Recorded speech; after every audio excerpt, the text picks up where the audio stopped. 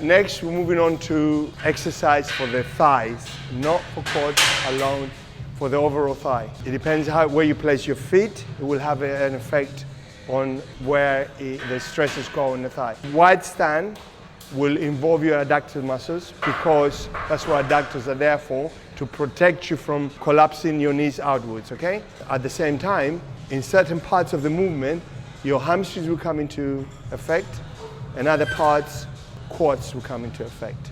But you have to understand that that happens separately. You cannot use your hamstrings and quads at the same time. They're used at different times.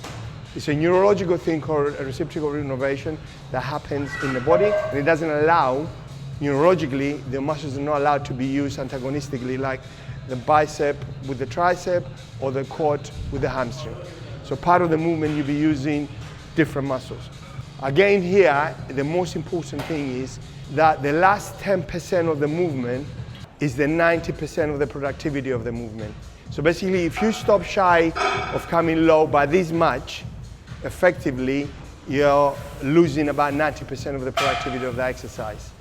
Because you want to show off to your mates, you want to film yourself doing a lot of weight, and you don't do the movement fully, that's a wrong thing to do.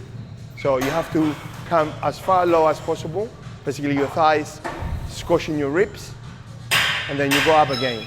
And again, you move the weight in a nice, controlled manner.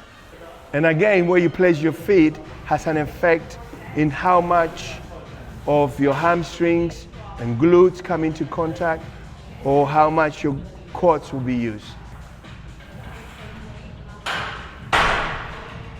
This is the lowest I can come. I come lower than this. But when I go up nice and slow. Again, slow. Because I got so much weight, I'm too scared to come down, I can't do it, I stop here. That little extra, that it will generate less stimuli on the whole thigh. Either on the quad, on your adductor, your hamstring, those muscles will be used less.